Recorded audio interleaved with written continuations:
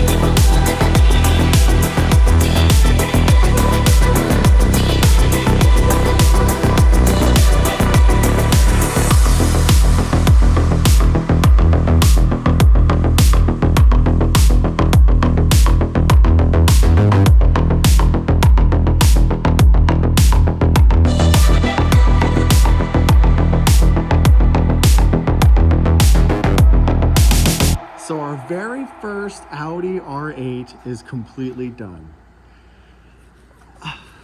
It wasn't too difficult. I mean, obviously being $100,000+ vehicle, we wanted to make sure that it looked legit and everything. Ooh, this is pretty cool. He doesn't know it just yet, so we matched the you know, support bars, sway bars, whatever you call them. I like it. Hopefully it's not too much for him. I don't obviously want it to look tacky, but I think it's a nice, oh, I got some wax in here. I think it's a nice like little added feature. Same with the gas tank, a couple other accents, nothing too crazy. We got his door jambs nice and clean. He originally wanted, he sent us an email and said, hey, I want this color here. And then we were like, all right, cool. I think we can make it. He was like, I want a flat finish. I don't want it glossy. I don't want it too satin. I want a beautiful flat finish. He's got another vehicle that's an army green truck. So it's gonna be pretty cool to see them both side by side. So we blacked out the grill, blacked out the wheels, blacked out the emblems. Obviously we did, you know, the army green. This vehicle has PPF pretty much over the entire thing. You can kind of see a little bit here. No issues spraying over PPF as long as it's done right. And that's for both sides. That's the PPF side and that's on our side. If this piece was like bubbling here, I noticed that it's like it gets a little bit more bubble. Not too much, but it's best to obviously apply it whenever it's completely flat and done right. So yeah. Oh, man. I love this. Like, I really like this a lot. I wish he was local. Man.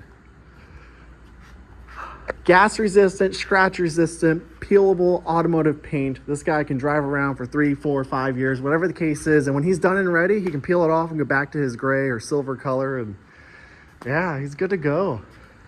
All right, let's pull this thing out. Let's get some drone shots. He's on his way, so let's hurry it up.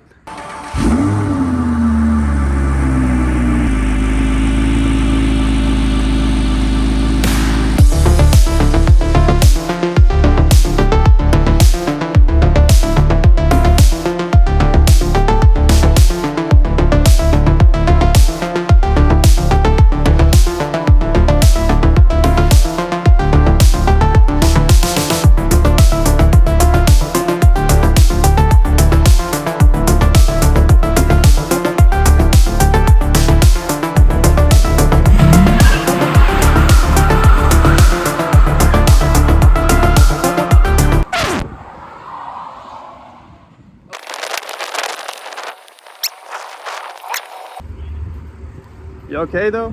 Oh, I'm good. Throttle stuck wide open. Did you get right in there too? Yeah. Yeah, dude. That's why I'm trying to get out of it. I'm sorry, man. Oh, no, that's a problem. You shouldn't have done that.